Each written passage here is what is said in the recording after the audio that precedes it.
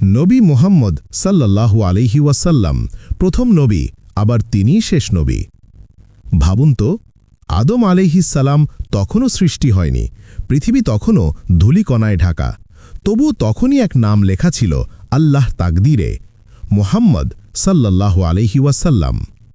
একজন নবী যিনি জন্মালেন সবচেয়ে শেষে, কিন্তু নির্বাচিত হলেন সবার আগে। কিভাবে সম্ভব? তিনি এমন একজন যিনি শেষ নবী, আবার তিনি প্রথম নবী। হ্যাঁ, এ যেন সময়ের এক আশ্চর্য রহস্য, যেখানে নবুয়তের যাত্রা শুরু হয় তার নাম দিয়ে আর শেষও হয় তার নামেই। আল্লাহু আকবার, আল্লাহু আকবার। যখন আদম আলাইহিস সালাম মাটি ও পানির মাঝে, তখনই আল্লাহর হুকুম আসে। আল্লাহ তাআলা এই সত্যটি ঘোষণা করেন। যখন আল্লাহ নবীদের কাছ থেকে অঙ্গীকার নিয়েছিলেন যে আমি তোমাদের কিতাব ও হিকমত দিয়েছি, তারপর যদি তোমাদের কাছে এমন এক রাসূল আসেন যিনি তোমাদের কিতাবের সত্যতা প্রমাণ করবেন, তবে তোমরা অবশ্যই তার প্রতি ঈমান আনবে এবং তাকে সাহায্য করবে। সূরা আলে ইমরান ৩:৮১। এই আয়াত জানিয়ে দেয় সব নবী নবী মুহাম্মদ সাল্লাল্লাহু আলাইহি ওয়াসাল্লামের আগমনের বিষয়ে সাক্ষ্য দিয়েছিলেন। মুসা আলাইহিস সালাম, দাউদ আলাইহিস সালাম, ঈসা আলাইহিস সালাম প্রত্যেকে জানতেন শেষ নবী আসবেন যার নাম হবে আহমদ। যেমন আল্লাহ কুরআনে বলেন, ঈসা ইবনে মারিয়াম বললেন, হে বনি ইসরাইল, আমি তোমাদের কাছে আল্লাহর রাসূল, আমার পর আসবেন এমন এক রাসূলের সুসংবাদ দিচ্ছি যার নাম হবে আহমদ। সূরা আস-সাফ ৬। অর্থাৎ নবীদের মিশন একটাই ছিল, মানবজাতিকে সেই শেষ নবীর পথে প্রস্তুত করা। তারপর হাজার বছর পর মক্কার বুকে জন্ম নিল সেই নবী মুহাম্মদ সাল্লাল্লাহু আলাইহি ওয়াসাল্লাম, যিনি এসে নবুয়তের সেই দীর্ঘ শৃঙ্খল সম্পূর্ণ করলেন।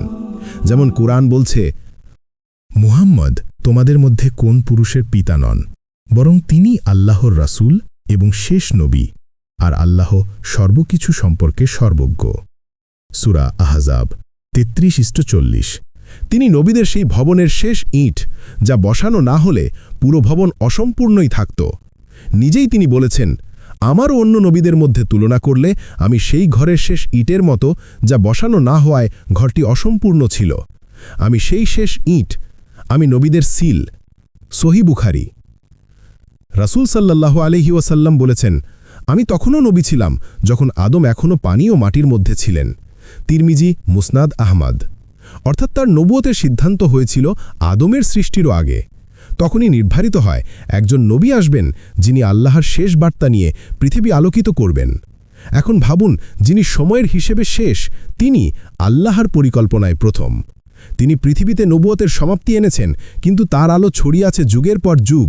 যেমন সূর্য অস্ত যায়, তবুও তার আলো আকাশে রয়ে যায়। তার আগমন ছিল নবীদের প্রতিশ্রুতির পূর্ণতা, আর তার জীবন ছিল মানবতার সবচেয়ে উজ্জ্বল আয়াত। তার নাম উচ্চারণেই শান্তি, মুহাম্মদ সাল্লাল্লাহু আলাইহি ওয়াসাল্লাম।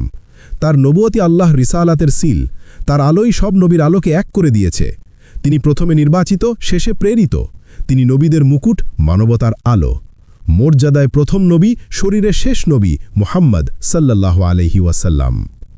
ফলো, লাইক, কমেন্ট করুন যেন এমন আরও কন্টেন্ট আপনার কাছে পৌঁছে যায়।